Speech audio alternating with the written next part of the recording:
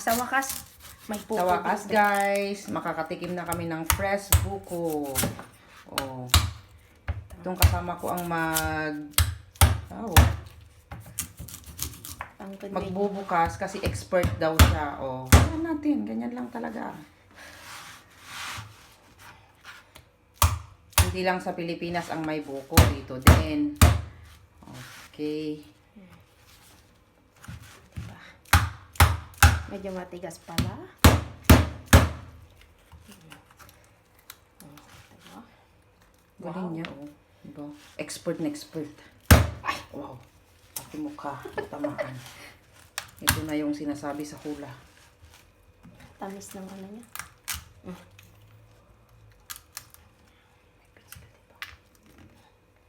Wow. Yan guys, oh. Fresh na buko yan.